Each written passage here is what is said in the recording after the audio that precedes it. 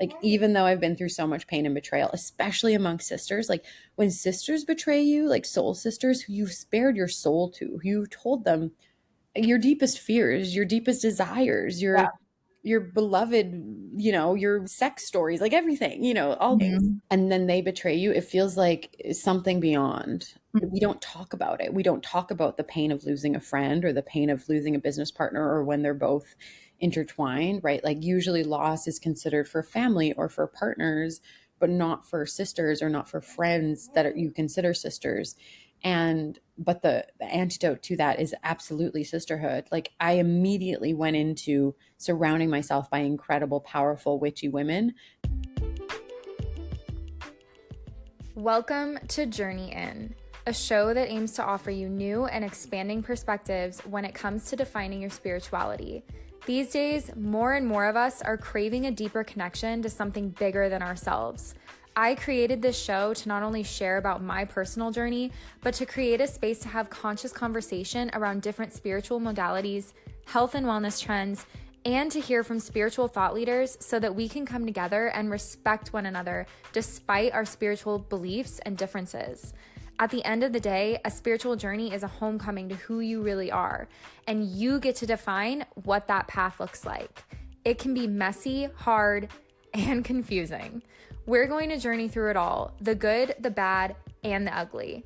I'm your host, Jess Montasia, and let's journey in. Hello, everyone. Welcome back to the pod. I am so excited for today's episode. And I am actually releasing today's episode on a Wednesday, and I usually release on Tuesdays, but I intentionally chose to release today's episode on the 13th because the number 13 is representative of the divine feminine. And so the number 13 unfortunately has a lot of negative connotations around it, but it's all very falsified. And that's another story for another time. But being that it is a number that is very deeply connected to the divine feminine, it just felt so relevant with today's topic. So today we are talking all about witches. And given that, we just had Halloween and everyone is just like Halloween spooky season is just over once the 31st passes, I just don't feel that within me. And so this episode feels like it's coming out at a very important and relevant time within spooky season. And I'm so excited because when I was thinking about, I've been feeling like I wanted to talk about witches, especially after rewatching Hocus Pocus this year. And I was just feeling this really intense desire of wanting to talk about witches on the podcast. And then, of course, I go to my Instagram and I see my friend Sanja post something about a course that she created recently called Lucky Witch. And I was just like, there it is. So I invited her back on the podcast. Sanja was a guest back in Taurus season. We talked all about earth signs, true sky astrology, all the things. Definitely go listen to that episode if you haven't already. It's such a gem. But I'm so excited to have her on the show again today because we are talking all about witches. We're talking about the meaning and significance behind Halloween, the true definition and meaning of what it means to be a witch. It's not what you think. And we also talk about the 6 core witch wounds. This was just so profound for me.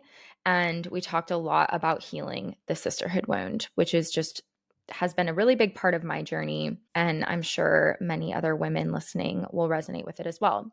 This episode just felt like girl talk. Like we talked about so many things, and tune into the very end because we talk all about the Martha Stewart documentary that just came out recently on Netflix. In my opinion, it's a modern day witch trial. I truly believe that Martha Stewart she was just so far ahead of her time and so in her power, and it was so threatening to the patriarchal ways of society at the time. And anyways, we look up Martha Stewart's birth chart according to True Sky Astrology, of course, at the end, and we talk all about it. It's so fascinating. So definitely get excited for that. And there may be a little bit of spoiler alerts about the documentary and that, but I highly, highly, highly recommend watching that. So, and just a note that Sanja is a brand new mom and she just welcomed her little Leo baby Theo. Oh my God, that rhymed. I did not purposely do that, I swear. Into the world back in September. And so you will be hearing some baby coos, especially more toward the beginning of the episode. But I just really wanted Sanja to be able to come on in her motherhood and talk about this subject. It just felt so important and timely. So you will hear some baby coos, especially in the beginning, but about less than 10 minutes in, he calms down a bit. But that is just the reality of being a woman and being a mom. So we're here for it all. So without further ado, enjoy this episode with Sanja. Okay, Sanja, welcome back to the podcast. Hello, I'm so happy to be here. I have a baby now. You have a baby now. You've gone through some massive transformations since you were on last. Having a Mhm. baby, you also moved. So, how are you feeling? Well, I'm an emotional manifesting generator, so every day is different. Yeah, Today I'm feeling really good. The sun is shining. It's gorgeous outside. Most of the house is unpacked now. I can see my kitchen. The baby is feeding. He's on my boob right now, and love. life is good. Life is good. Yes. I love that. And I love the energy in your house around you. It looks so nice. There's like so much natural light and like the wood and the stone. Uh-huh. It is a Taurus dream over here. So for those listening, Sanja, she's brand new mom, just gave birth to her baby. When was he born? What was the exact date? He was born on September 5th. Okay. Oh, he wants to tell you himself. But he was born as a little Leo, and he has shown me that he's quite courageous and he has quite the hair. Yeah. Well, I wanted this to be, it's like you're a mom, and so he's here with us, which is great. So, okay. So much we can talk about today, but what I really want to talk to you about is the topic of witches, because we just came out of the Halloween season, which is so crazy to me because, at the time of this recording, we're recording this in early November. Today, the sun is it's literally the last day of Virgo season. Sun is transitioning into Libra, beginning its move into Libra. But I think mainstream astrology already has us in Scorpio season, right? I'm like so tuned out of it. I just don't even know Yeah. anymore. Yeah. Everyone thought it was a Scorpio new moon just now. And I'm like, I whoa, know. guys, hold on, hold your horses. I know. Like it definitely was in Virgo, but I just like am so tuned out to that. But then whenever I'm on my explore page on Instagram lately, I've been seeing so much Scorpio stuff, and I'm like, oh, it's Scorpio season in mainstream. But it is not even close. Well, it is close, but we're just transitioning into Libra season in the true sky system. And something that for me, once Halloween was over this year, which was just a few days ago, I noticed everyone was just like, spooky season's over, moving on, it's Christmas. And I'm just like, whoa, like we are still like, can we slow down? Like we are still, to me, it still feels like we're in spooky season. It doesn't feel just like over. And so I'm curious what your perspective is on that. Oh, yeah. Well, to me, I see Samhain, like Hallows Eve, that whole portal. Oh, my goodness. Theo. Um, as the start of the witch's season. Like it's the season of the witch starting then. It's not the end of it. It's the witch's new year. So it's like the year of the witch has just begun. Oh my And gosh. Yeah. honestly, the power of witchy season, like I mean, spooky season, sure, because the veil isn't as thin, but technically, since we're in the torrid meteor stream still until Scorpio season starts, really, um, there's a lot of energy still of that veil being very thin. Okay, baby. Oh, Okay, so we're still in the torrid meteor stream, which means that the meteors are coming out of Taurus, and that's that's a very significant thing. It's actually a very intense. like reason why Halloween is what it is, like why the veil is thin, why um, we associate it with death, is Mhm. because during the Taurid meteor stream around 13,000 years ago is when there was a massive like meteor catastrophe on the planet and most of the population died. And that was, typically Wow. associated to the major flood myths all over the planet that are like literally there's a flood myth in almost every religion in almost every country. And that's because there was a flood. There was massive glaciers all over North America that got struck by meteorites that then flooded. Like they were like, I think some of them were like over a mile high, and they started melting, and it happened over like 1200 years, this big like Mhm. catastrophe. It's called the Younger Dryas impact theory. It was really scary. Like it's like most of the population was wiped out, like all of the big mammals, like the mammoths and the giant, like there was giant, what were they called, there was giant sloths, like Mhm. giant sloths, which is so fun to think about. Giant sloths, I'm like, I'm sad we missed out on giants. Maybe past life us got to experience giant sloths, but there was these giant land mammals that had been there for thousands of years, all died off, completely extinct. And there's all these myths about, society needing to be rebuilt. And that's like ancient Sumer. And that's really when we first even see astrology coming up, is in ancient Sumer. But someone had to teach them about the sky and the stars because civilization had pretty much been wiped out. And there's all these stories about like gods coming via the sea. So they were seafaring nations, which Atlantis was kind of known to be, like very oceanic and Mm. seafaring, and that they went all around the world and taught people how to create agriculture and how to look at the sky, etc. And so a lot of different astrologies or like sky worship emerged. And so the Taurid meteor stream, we're still in it, and it's actually going to be at its peak tomorrow, which is also the US election day. So I'm just like, what the heck is Ooh. happening? Yeah, tomorrow is the start of Libra season. I know it's a scary time for the US, my Theo. Um, Um, so long story short, spooky season really just started because it's pretty Yeah. spooky to remember that, to remember like mass death and extinction on the planet. Um, but really, those are our ancestors, and they're here to be honored and remembered. And so, yeah, there's lots of it still going on. And how long ago was that you said? About 13,000 years ago, Oh, so a really long time ago. like a long time ago. Yeah. Wow. Okay. And then I've seen you post a bit about Halloween. Can you share a little bit about like what you know about like the true meaning and significance behind Halloween? Okay, so Halloween was the last day before the catastrophe. And then it Mhm. said that it happened on November 1st, which is, I think, called All Souls Day. And the Day of the Dead is celebrated in Mexico. And there's lots of different like days commemorating the dead around this time. And it's because a lot of people died on the planet. And also, the veil is very thin, so you can feel it. And Mhm. there's a lot of ancient sites, including Göbekli Tepe, that really point to this, like that point to this time in the year when we're going through the Taurid meteor stream. That there is like meteor impact. I don't want to like scare anybody. It's not happening. We don't feel that. There's not going to be another catastrophe. Like, really, that's like a once in a ever experience that Mhm. we had.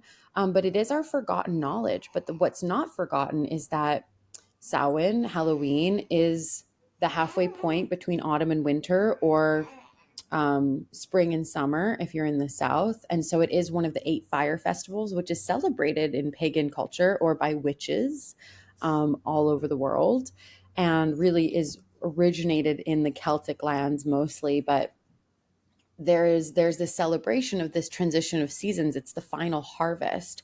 It's really when you can get the rest of your harvest, especially if you're wild harvesting or foraging. I'm getting a bunch of rose hips still because this climate is a lot more temperate than where I was just living. But before the frost comes in, before the winter comes and everything does die off. So it's also like the celebration of life, the last of the harvest Mhm. is what's present. So there really is a magic, and a lot of people will take that harvest and then craft with it, like literally Mhm. cast spells, make tinctures, make teas, do preserving, get the last of the apples. Like Sean's mom is making a bunch of applesauce. Like, she gave me a bunch of apples to make it crisp. Like, there's a magic in the last of the life of the summer that you get to preserve for the winter, and that a lot of that practice is technically called like crafting or witchcraft. And so Mhm. we've really just begun that season of settling down, hunkering down, at least for us in the north, into winter. Or in the summer, they're getting ready for all the things to bloom, and they're getting ready for the fruit to show up, and they're getting ready for the harvest and the Mhm. festival. So Virgo kind of rules both of those harvests, whether it's the harvest or the initiation of the new growing season. Virgo rules over that time, whether it's the solar season or the earthly season, because it Mhm. is Virgo earth season in the spring when it's Mhm. Pisces season in the spring. So it's so beautiful. And I consider Virgo to be like the multi feminine archetype of all in the sky, but she definitely is the witch. Like she is the archetype in all Mhm. forms, like the young maiden, the crone, the priestess, the magi, like all forms of crafting with the earth. And really, witches are just people connected to the seasons and connected to the land and connected to what grows with the land and how they can nourish themselves and their community and heal themselves as well with herbs and plants and foods and just the seasonal shifts in general. Hmm.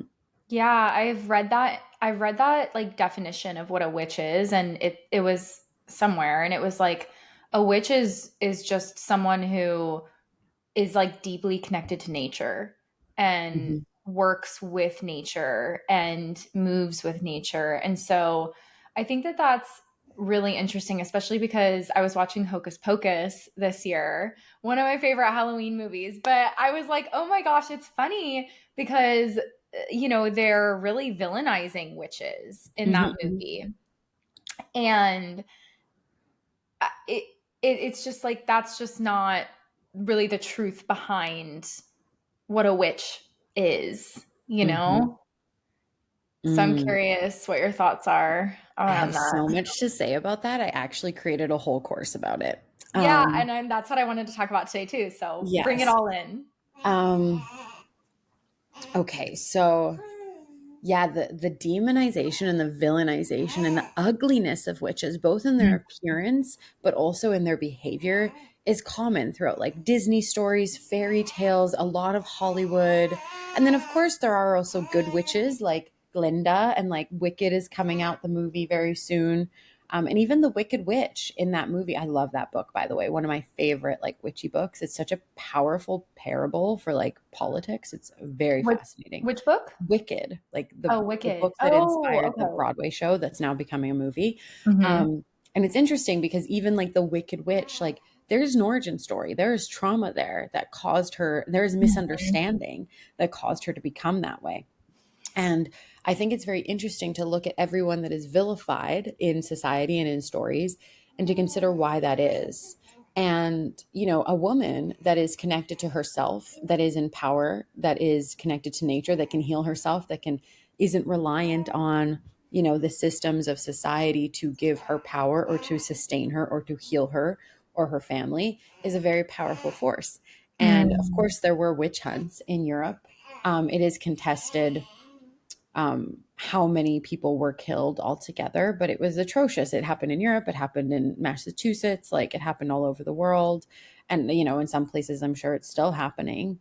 And there is, of course, this villainization of everything really that is powerful and feminine, like even the number 13, like the most sacred number Yeah. in the feminine body, which is how many moon cycles we typically have and how many moon cycles there typically are because our internal cycles mirror the moon. Um, that's been villainized and made to be unlucky. And it's just so interesting how it's like this subconscious, subterranean like bias that's present in society when really witches are loving, powerful, typically healers, medicine women. I Hmm. mean, there is a light and dark to everything. So of course, some of them use it for hexes and curses and sending wrongdoings. But karma's a thing. Karma will pay its dues either in this life or the next. And so I don't worry too much about that. But that is something that I really had to deal with a lot. honestly. In my journey through magic, my family has a lineage of magic that was very hidden and secretive, especially for the women. Like the women were never allowed to acknowledge that or speak about our gifts or our abilities. Many witches are also just oracles. Like we're able to tune into astrology or Mm. symbols and omens, right? I saw an eagle, or no, I didn't see an eagle. I saw a raven fly by today. And I heard him, and I literally said to him, this is funny. I'm telling you that I telepathically talk to birds now. Very common thing, especially because a lot of witches have familials, which is like animals that are very connected to them that will like Mhm. kind of are their soul animal in a way. I don't have one yet, but I'm waiting. I'm waiting for mine to come in. I don't know if it's a dog or a cat or both. Um, yes, Theo, would you like a dog? He's like, yeah, I do. I want a dog. Um, And so I saw this raven. Well, I didn't see him, I heard him. And I literally said to him, and I'm like, if you're here, show yourself. And he like literally went right past me and then right past me again and then went overhead and was like, caw, caw. Like he was, ravens are very Wow. catty. And even that, like even that connection to nature and to be able to talk to animals or to plants or to trees or to the waters or to the sky is considered very like what, like you can do that, like it seems almost crazy to a lot of people in like the typical kind of western 3D lens of reality. But it is a very like it's really honestly almost like just shamanic, like it's one in Mhm. the same, really. But the witches is the feminine expression of it, and I think it's interesting that the feminine expression of magic, right, like wizards you mostly associate to like wise old guys, right, like Gandalf and Dumbledore, and you don't really True. think of them as evil and sinister and ugly. Like they're usually just old. Like it's not like they're like sexy guys like except for Mhm. some fantasy books, like it is happening in certain fantasy books. But yeah, witches are really express like the good and the bad and the ugly of the feminine. And I think what's really important is that for those of us that are oracles, that do read the sky, that do read tarot cards and oracle cards and pick up on synchronicities and omens, like, oh, I saw five ladybugs, or I heard about this book, or I had this intuitive thought, or I had a vision, right? It's there's so many ways to have attunement in your Mhm. body and in life. It's so important for us to honor and reclaim our power and our magic. And a lot of doing that is owning and witnessing our witch wounds, because many of us don't actually want to show that part of ourselves because of witch wounds, right? Because of past life persecution, maybe in our lineage, maybe for ourselves, because of how people might judge that even today, especially a lot of religious people are very against this type of work and they Mhm. consider it like satanic, right? It's like really like literally demonizing it, making it almost to the point of being demonic to just like be intuitive and tuned into the land. It's like, what is demonic about connecting to a tree or like making a picture from some rose hips or making some jam? You know what I mean? Like it's being in tune with the seasons of the earth. Like it's like the most grounded way of existing.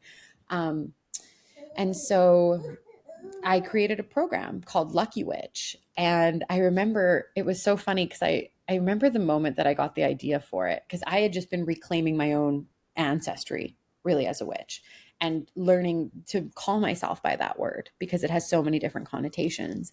And one of my friends, we had downloaded this app called Lucky Bitch. Mind my swearing.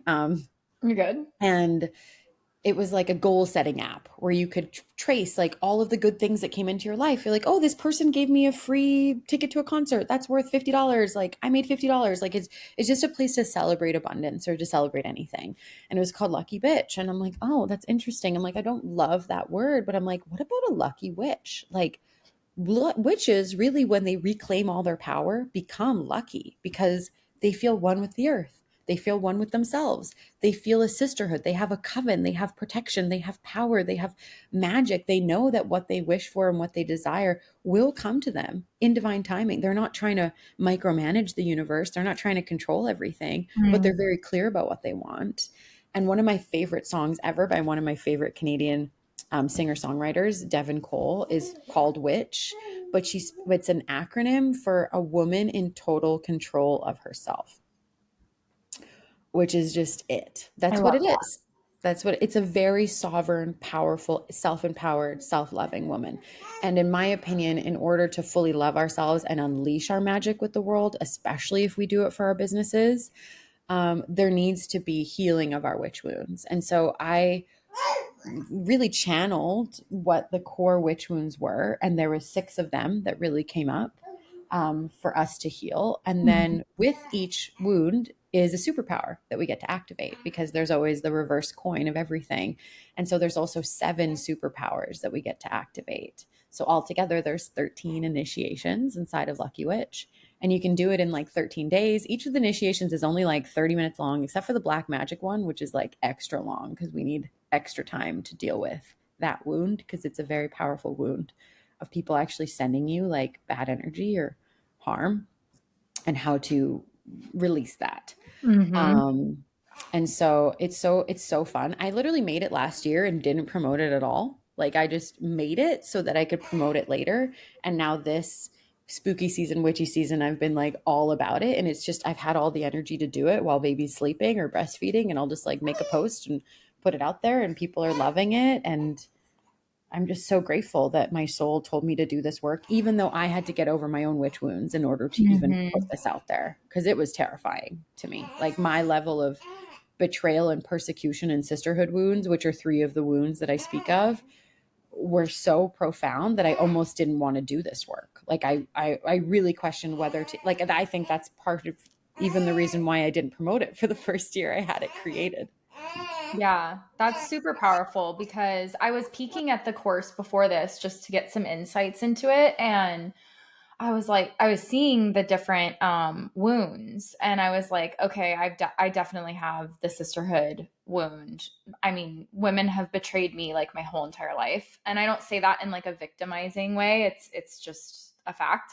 And then um the persecution, I've always known that like I got persecuted for speaking my truth in some way in a past life. And I feel like most women, especially, I mean, I feel like every woman that's going to be listening to this is a witch. And so and that's been coming through like really prominently for me. Like I had a session with my spiritual mentor recently, and it just like came through so strongly, like you're a witch. And it was like, but in such a beautiful connected to nature way. And so I feel like every woman listening to this can probably resonate and just feel that within them of like, you know, because a lot of us have this fear of being seen, especially in our business, this fear of using our voice, this fear of speaking our truth. And that runs so deep within, like for us women. And so I'm curious if that's how it was resonating for you. Well, long story very short, I was initiated into honoring myself as a witch through an intense sisterhood betrayal with another witch. Mm. It was intense. Like when we parted ways, the last time I saw her, we literally turned the electricity off in her house. We were so mad at each other. Like just looking at each other, all the lights went out. And her mom goes, "What the hell just happened?" And we're like, "Nothing." Like we didn't know. It was literally one of those Harry Potter moments where like the glass fell out and the snake came out, and he was like, "How did that happen?" We literally turned off the electricity in her house because we were so mad at each other. Um, it Wow. was wild.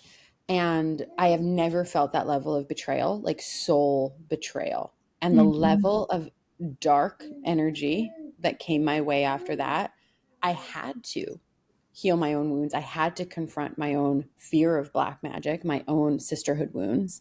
And the thing that you'll notice if you look at the Lucky Witch landing page is that there is a wound of sisterhood, but the superpower is sisterhood. Like Mm. the poison is the antidote, because immediately what I needed is to trust other women again after that betrayal. Because if I would have just gone into a hole of just shame and guilt and pain and victimhood about that, like Mhm. I wouldn't be where I am now. And it was a dark journey. Like it was like I have this one reel that I created on my page, from this song by Nicki Minaj, who is such a witch. Oh my God, Nicki Minaj is a witch. She does archetype work like no one else. She's so immense. She has this one song called Pills and Potions. and it's just about like the pain and the numbing and it's very Piscean. And the chorus of the song is I still love, I still love, I still love. Like it's like Mm. even though I've been through, like it gives me chills.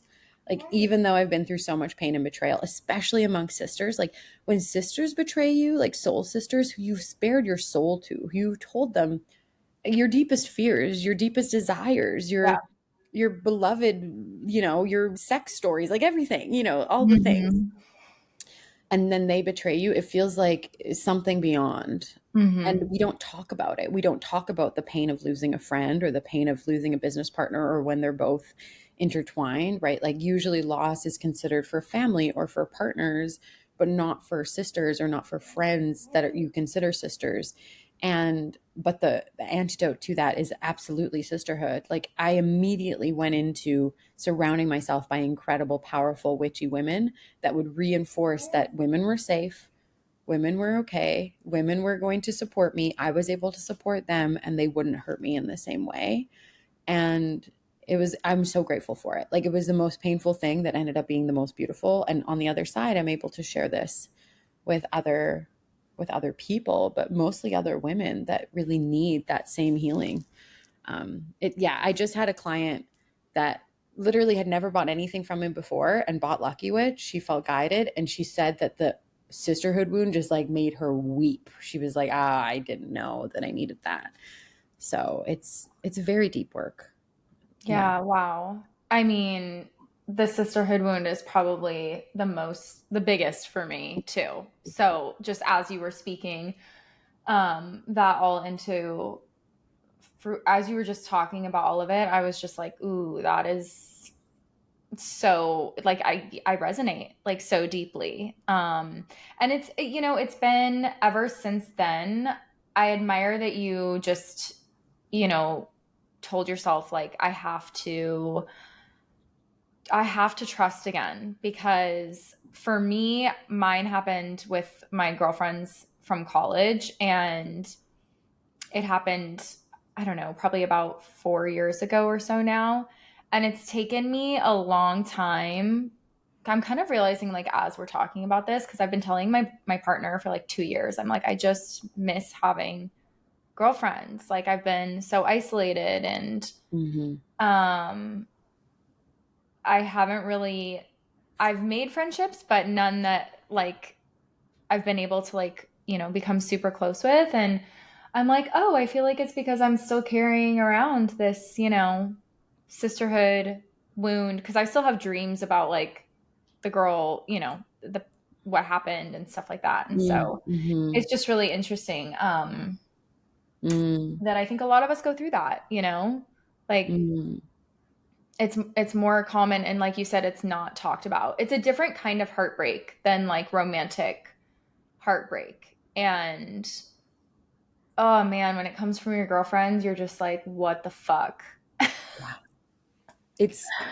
I honestly consider it like other than maybe like your family betraying you, because your family is inherently wired to want to protect you and want to see you be well, right? Like you have to be pretty traumatized to not want that for your family members. And unfortunately, some people experience that. I've experienced that too. From having that experience of like family betrayal that caused me to have massive trust issues and go into alcoholism when I was in my early 20s and all of that, and going through the work of forgiving and coming onto the other side of that. Um, and that was also through the feminine line for me. So it was, it's all intertwined. Mm-hmm. But I knew that when I'd experienced a betrayal trauma, like I knew I needed to flood myself with like immediately being like, I have to go and trust other people. I mean, Mm-hmm. it took me a while. It took me 2 years to really get over it. It was disturbing Yeah. and it was so painful. And I can feel as you talk about it, like the pain that's still there. And I Mm-hmm. just want you to honor that, to not have to rush through it, to not have to feel Mm-hmm. like you have to get to the other side. Especially being a Scorpio sun. Like I'm on the cusp of Libra. So I have more of that, oh, I'll forgive you and create peace. And, I'm uh, wearing pink, you're wearing black. Like there's the difference. I love that you brought that up, because forgiveness does not come easy to me. Yeah. Like like at all. Like I am very like when I'm very initially like I'm very what's the word, trusting of people. Mhm, mhm. And then, but it's like the second you cross me in like any way whatsoever, it's like, no, bitch. Like, Yeah, no. And like, I am not nice about it. And yeah. It's I just have, Scorpio. It's just pure it's so, Scorpio. it's so Scorpio. It's just like textbook Scorpio. That's the definition. Like literally in college, I would be the friend that like if my friends were getting like one of my girlfriends was like getting yelled at by another girl and I like stepped in and Oh like yeah. I Uh-huh. didn't, it wasn't physical, but I was like sticking up for her and I was like, no. So Oh I yeah. feel like it's just a very I Scorpio. get that. I mean, I do have Scorpio Venus and Scorpio Mercury, so I've done that. Like, Yeah. oh yeah, like you don't want to cross Yeah. a Scorpio. I'm a You feisty know. bitch when that Yeah, happens. like we have a stinger, like we can kill, like we aim to kill, like when, I'm not even gonna right? like lie But about it's it. always Like in self-defense. It's never just like, oh, I'm gonna go harm somebody. so, It's always in so self-defense. true. That is such a good point. Like, I would never, even in like all my time growing up, like, I know there were times that I was catty, but it was always in response. It was always in Mm-hmm. response. And I can Mm-hmm. say that so confidently Yes. because it is not in my nature and never has been to just like want to attack another woman, you know? Yes. Mm-hmm. Oh yeah. Oh my gosh. Oh girl, I had once an experience where my university boyfriend cheated on me with a girl that was literally like the most beautiful human being I've ever witnessed in my life. Hmm. And she was also an engineer and becoming a lawyer. And I was like, okay, I feel incredibly inferior, even though I was getting 2 university degrees at this time. But we compare ourselves. And her birthday was the day after mine, and she was ended up dating another guy in his friend group. So I had to see her all the time. Hmm. And it was my birthday. We all went out for my birthday. And at midnight, she started getting everyone to buy her shots because it was then her birthday. And I literally had to get my Oh. boyfriend to take me out of the building because I was just going to kill her. I was 21 years old and I was drunk and I was like, I am going to kill this bitch. Like, she's dead to me now. I was like, I don't care about the repercussions. It was like, I wrote a blog post about it that was very angry. It was a whole vibe. But that's also because something that I felt very strongly about, especially having Scorpio Venus, is like I know a lot of women have told me, like, oh, if a partner cheats, it's on them. And yes, of course, it's on them. Absolutely, it's on them. But it's also on the other woman, especially if she knew about it. If she didn't know, then that's like, Hmm. you know, he's just a lying, Yeah, you yeah, know, yeah. Totally agree. he's a Hmm. lying guy. But if she knew, I'm like, that's almost worse. That's Hmm. almost worse. Even though, like, obviously this partner is like dedicated to you and they're in partnership with you, and that's a massive betrayal. But like, even a woman who doesn't know you, but she knows that this is your partner and she's willing to be that woman, like the other woman, I'm like, And so, and I would always speak out about that.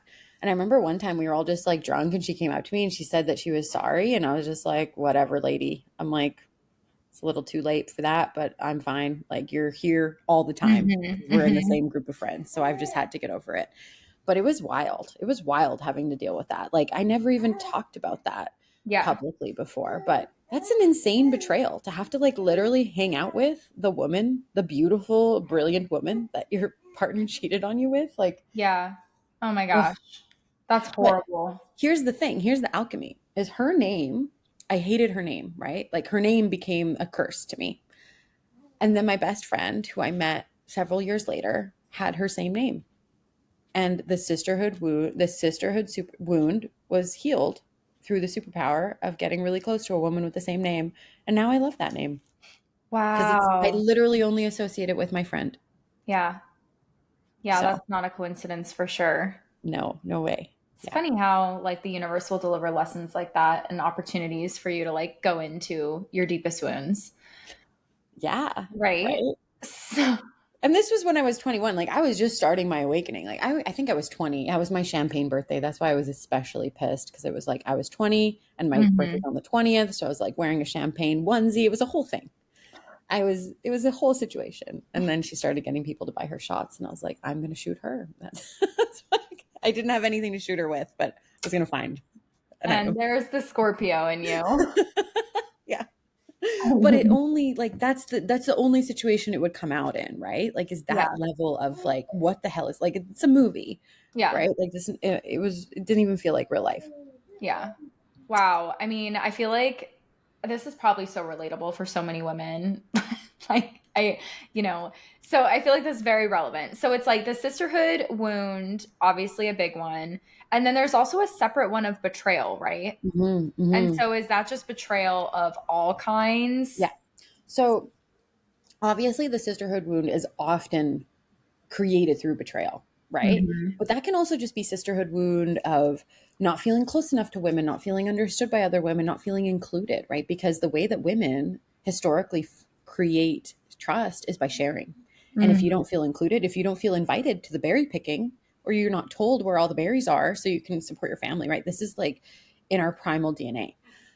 Then you don't feel like you're a part of the group and you're included. So the sisterhood wound also has to do with like inclusion and trust and clickiness and all of that stuff. It's not just betrayal, because betrayal can happen. A lot of sisters that I know and medicine women that I know and witches that I know have had a past life wound of being betrayed by someone they were close to. Sometimes it was even a partner or a parent that Hmm. was the one that exposed them and then got them persecuted. So it's all interconnected, right? Hmm. Betrayal leads to persecution. Sometimes that betrayal is by sisters, and it all kind of intertwines in terms Hmm. of the wounds and how they build on each other. But yeah, betrayal in and of itself is really like that betrayal of like someone saying that you're a witch in a time when it is, unsafe to be one. Hmm. And then all of a sudden you're persecuted and your life is in danger because of that. Yeah. Um, and I even think of like Harry Potter and like the betrayal of Peter Pettigrew and how he like said where Mhm. they were. And that's why they even got killed, That was huge. you know? Yeah, that was huge. Yeah. Um, oh my gosh, this is just like so much. So I love that what you said about it's all interconnected because you said that there were six witch wounds that you channeled and seven, what was the word? Superpowers. Superpowers. So could you just go through really quickly? We won't go into all of them in depth just because we're running on Mhm. time, but Yeah. just what are the six witch wounds and the superpowers? And Yeah. so people can get an idea. Okay. So the first one is really persecution, right? Being afraid of being who you are, sharing your magic, being seen, even like persecuting yourself, like judging yourself for your gifts, thinking that you're crazy for having these ideas or these visions or these knowings or seeing these associations and synchronicities, right? Um, and baby, hi. And so the first one is persecution. And then the second one is ugliness, right? Like I Mm, mentioned, many witches are depicted as ugly. Like they're literally like warts and green and gray. And a lot of it is like Crohn's, which is so terrible that like just aging is considered ugly, like when it's just a natural, beautiful human thing. oh my And gosh, yeah. especially considering that wizards are considered wise and beautiful with their old gray beards and Gandalf Dumbledore looks, but an old crone woman is considered a witch and an ugly witch. And so a lot of that is like healing our own relationship to our own beauty and to beauty standards and to aging. And yeah, so there's a whole ugliness piece. And also the ugliness of the behavior as well. Yeah. That is often kind of being persecuted, or falsely being persecuted. And then the third one is betrayal, which is betrayal of any kind, mostly betrayal that leads to, you becoming ugly in your behavior or you being persecuted. And then there's the sisterhood wound, which really, like witches, it's always said that they're more powerful when they're together. Like you get a coven together of like witches, like, every single story is like, oh, three of us or six of us or 13 of us. Like, oh, this spell can't work without 10 of us. Like you have to come together. Like the sisterhood is needed, right? Like when I did Mhm. my blessing way before he was born, like I literally was like, whoa, this was the most immense amount of support that I've ever felt as a woman. And we did this beautiful despacho ceremony, um, from, I believe it's like Quechua tradition, or it's like a South American tradition, the despacho ceremony. But it was like this massive blessing spell, really. And Mhm. all of these women added to it. And then we all like tied a red thread around it. And it was like, whoa, I never felt that amount of power and support, even though I had a very difficult after birth experience, which I'll share about more in my podcast, but I like my baby was in the NICU for 15 days, and wearing that bracelet, like, and knowing that that many women were like holding space and sending healing and sending love and prayers, I was like, we're good. And plus, I Mhm. had other people in my life that were supporting us as well. But like knowing that I had that core group of like my witches that were sending love was so incredibly powerful. So there's the sisterhood wound. And then there's the mystery wound, which is kind of like a bit of a mystery. It's like, it's honestly the wound of the fact that we don't know what's going to happen and we can't control what's going to happen. And life is a grand mystery, and how painful that is. Mhm. And the fact that we don't trust, right? We feel afraid. We feel afraid of the unknown, and we're taught to be afraid of the unknown or the mysterious, right? Like, even with something like the election, everyone's been trying to predict what's going to happen rather than just like being with the mystery of like, what if we just accept what it is on the day, Mhm. right? Mhm. And so there's that. And then there's the black magic wound. And the black magic wound I consider to be the most intense, because it's like people sending you dark energy. They want you to be hurt. They want you to be in pain. They want you to suffer. They want you to suffer perpetually. Sometimes, in the darkest sense, like they want you to die, which is Mhm. like, it's literally wild to me that someone would like want that and wish that Mhm. upon someone else. Like, that's some serious shit. And so there's that wound of the fact that that even exists in the magical realm, right? Like, many people call it left-handed magic, which I don't really love, because the left hand is I mean, I have a wound on my left hand currently because I have carpal tunnel. But I was like, oh, what's that about? Is that to do with like unintegrated left-handed magic in my lineage, in my family, like from past lives? Like, I'm reading into it maybe too much, but Or maybe something with your not. feminine since it's on the left side of your Something with my body. feminine, but it's the feminine side, right? Yeah. And it's like this dark feminine and shadowy self that like makes you want to often what I notice is like it's very protective. It's like, let me send this back, right? Like, you have to send it back and be like, that's neutralized, like it doesn't mean anything to me. And that is Mhm. the longest wound healing. And I actually had my friend, who's like the most one of the most powerful witches I know, Cassandra Finch, who lives like 5 minutes away from me now. She specializes in like helping people diffuse and release and send back. Not send back to like harm the other person, but just be like, no, thank you. We don't need Yeah, that. yeah. I do not accept black magic, but that's a major pain. Like, it's the fact that people practice that is what it's like, the Christians that are judgmental, like they make it bad for everybody else, right? Like, Yeah. they're the ones that give being a witch a bad name, literally. Oh, yeah. But I consider like anyone that practices black magic, I don't consider them witches. I consider them bitches. I mean, we're just speaking truth here, so yeah. That's Yeah. what it is. Like, that is a bitchy thing to do. So, It's ultimate bitchiness. Like, that's the most ultimate. Is to send yeah, someone it black magic. is. It's like, hello. Yeah. Yeah, Wow. Okay. So was that the sixth one? that's the sixth one. And then Okay. the seven superpowers actually diffuse all of the wounds. Mhm. Mhm. So the first one, persecution, is actually the superpower is wisdom. So there's this ability to anchor into your own wisdom and to know that every single pain that you experience, every persecution brings you more power, brings you more wisdom, brings you a Mhm. jewel of, the fact that my child was in the NICU for 15 days, I gained something from that. I didn't just have a trauma, right? I actually gained wisdom from that experience. And now I can connect to other NICU parents, which is a gift, honestly, um, and one that I don't take lightly. And so, wisdom is the superpower of that. And then with ugliness, of course, it's beauty. It's recognizing that being a witch is beautiful, and witches are beautiful, and we appreciate the beauty of nature and the beauty of ourselves, and also so much of like witchy, like if you've ever watched the movie or read the book Stardust, or even in like the Wicked Witch, oh no, wait, the one that's in Snow White, like it's all about wanting to be beautiful and youthful, but it's like Mhm. actually owning that you are beautiful, even when you're not youthful, even when you don't look perfect, even if you have wrinkles, even if your hair is gray, and whatever else is considered ugly in societal standards. It's like owning your own beauty and honoring that is so powerful. Big Really, one. really powerful work. And then betrayal, the superpower is love. It's like, whoa. Because really, when someone betrays you, like they're seriously missing love. Like there is love that is needed there, even though it might feel extremely counterintuitive to infuse love into that situation.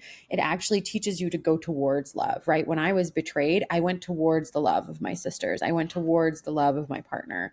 I didn't back away and think, oh, I'm closed off to love now and no one's ever going to love me, right? That's the superpower that is the antidote to the betrayal. Is like, oh, I don't actually need that person because I have so much more love over here. It's like it amplifies it. It like cuts it out so you can have more that's more aligned. Mm. And then the sisterhood wound is healed by the sisterhood superpower. It's literally surrounding yourself with super sisters. And I love that this is like a mini masterclass in Lucky Witch, but just like reading out the course syllabus. And then the mystery wound is powered by trust.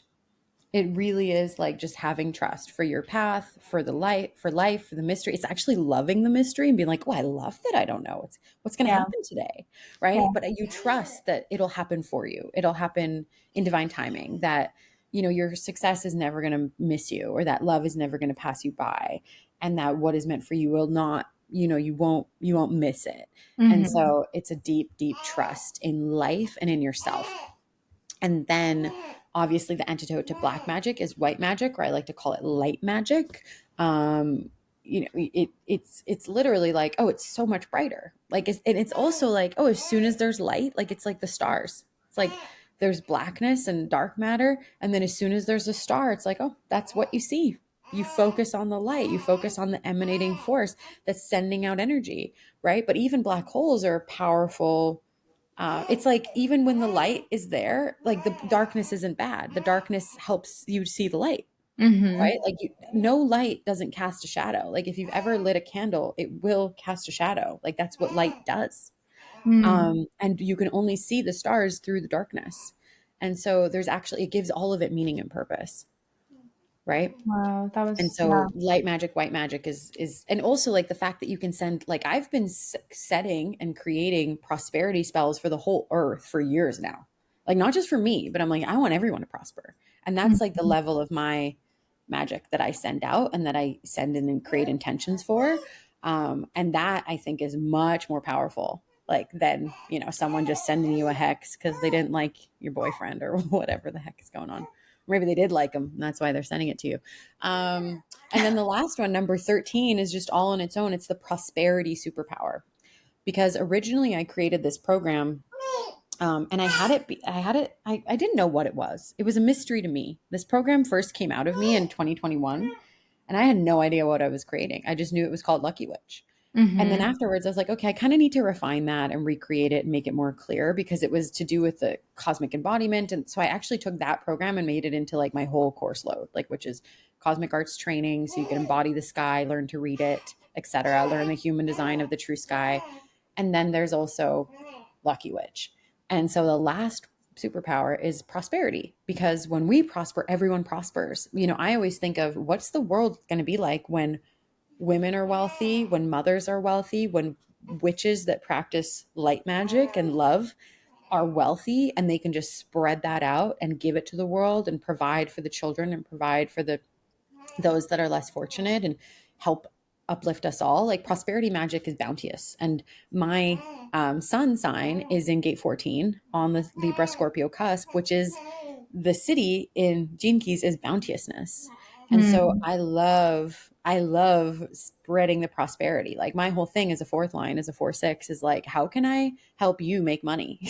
Even if it doesn't make me money, it still makes me happy. Like it Mhm. literally gives me deep satisfaction to help other people make money, even if I don't make money, because I know it's all coming back.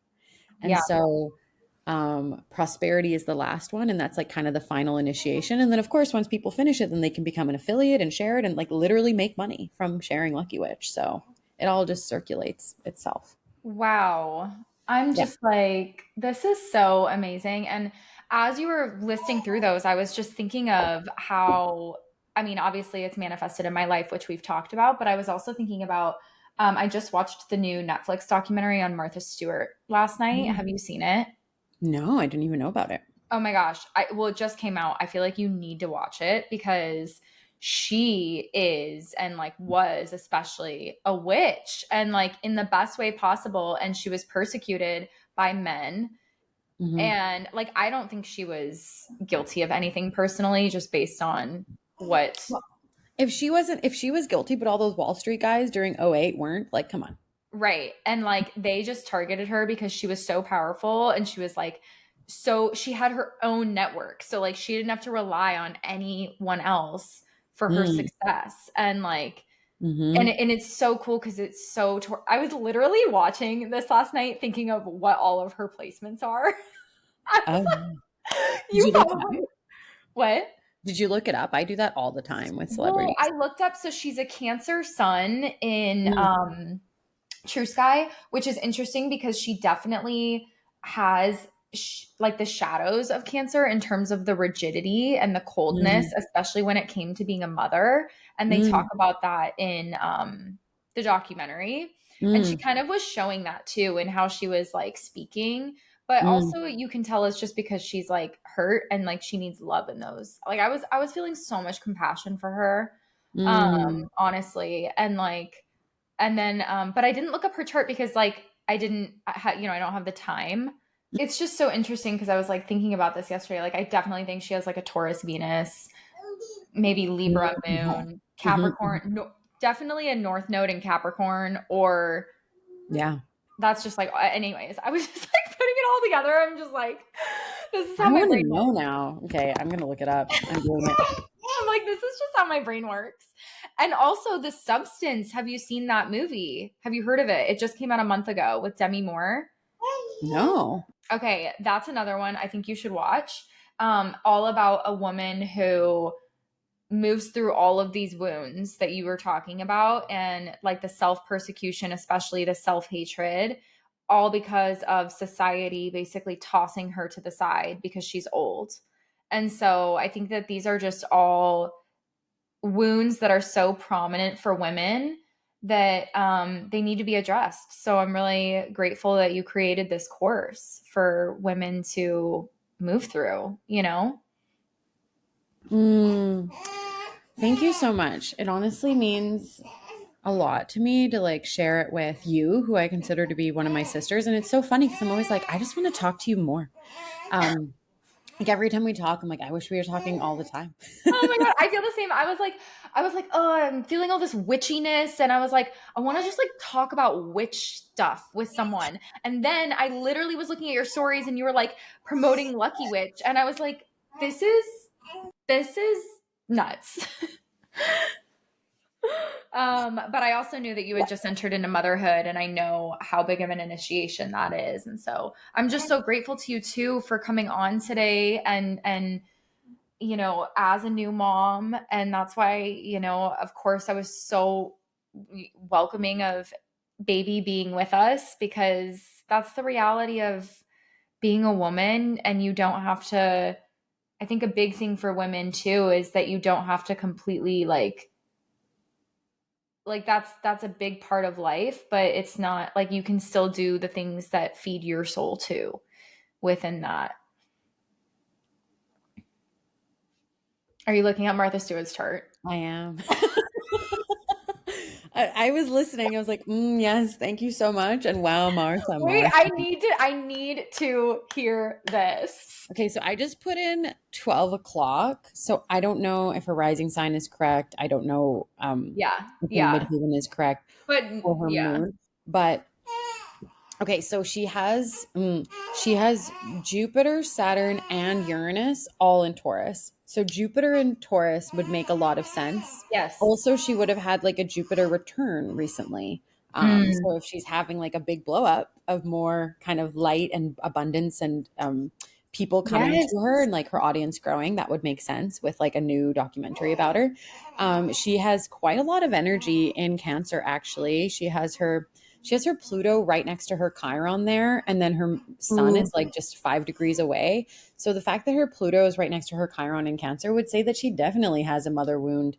Yeah. Um, but also, it's so ironic because so much of her public persona is about her being literally like a homemaker and a I nurturer and know. someone that feeds people. And does the typical role of mother, right? I So know. it's very interesting because her Venus is actually in Leo, Oh, and her okay. North Node is right on the cusp of Leo in Virgo, which, like, I mean, the woman could Okay. not be more of a Virgo North Node.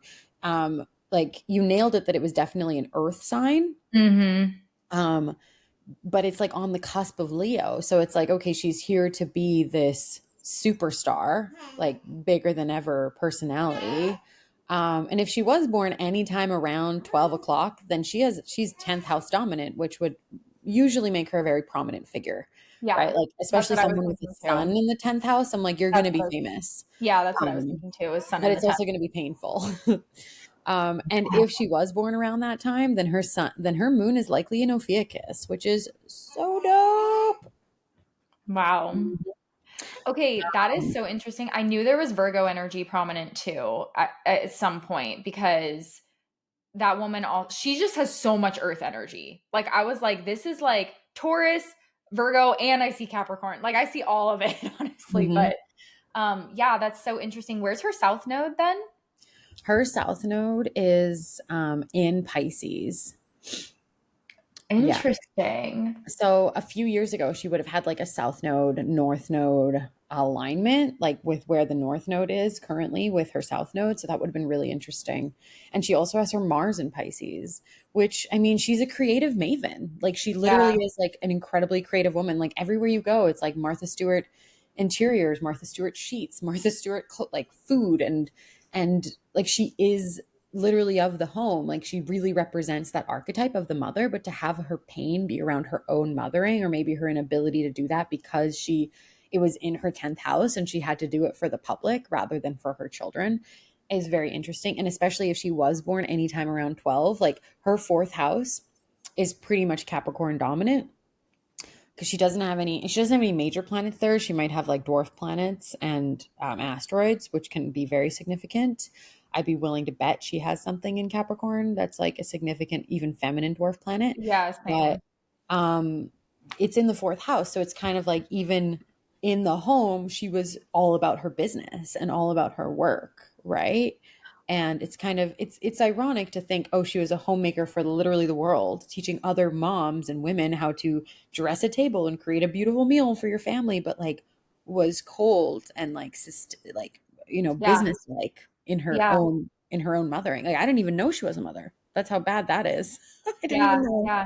I had no And idea. they're really upfront about that in the documentary, and it is clear that it's from like her family wounding. Like they did say Mhm, her mother has said like I don't think I hugged her enough, mhm, and so mhm, she didn't get that like motherly nurturing love, but then she also had this like weird relationship with her father where like she was the father's favorite, and he really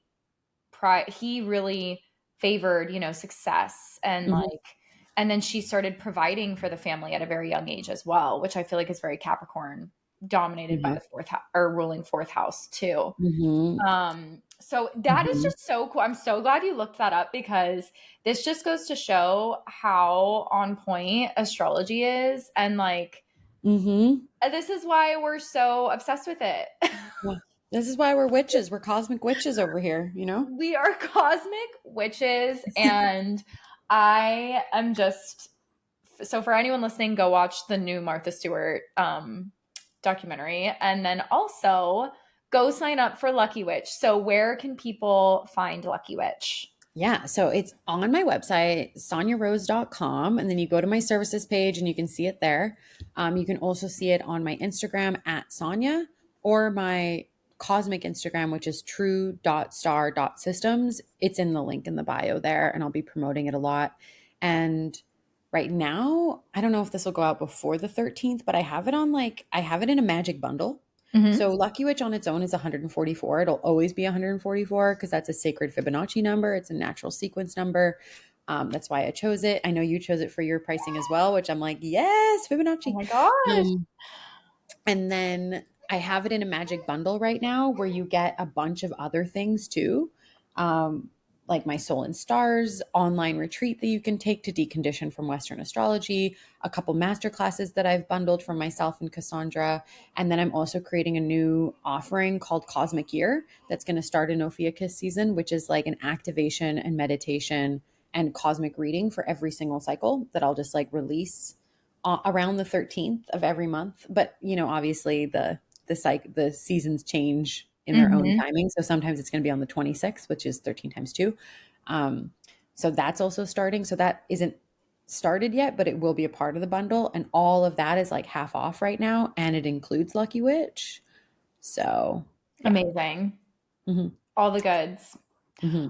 Wow. Okay. And I'll put all of that in the show notes and Yes. we'll put links in the show notes and everything as well. But thank you so much for being here. This was so much fun. It felt like a girl chat. Yeah, it was. It It was. really was. Mm, Okay. So, I mean, I feel like this won't be the last time we have you on because you're just so full of wisdom. So until next time. thank you. It seems like our theme is like Earth seasons is when we have podcasts. So Yeah, because we're transitioning out of Virgo season today. yeah. So that is so true because our last one was in Taurus. Hmm. So maybe we'll see each other in Capricorn and we'll talk business. Ooh, ooh, that would be Yeah. fun. Uh-huh. Okay. Yay. Well, thank you so much for being here, Sanja. You're so welcome.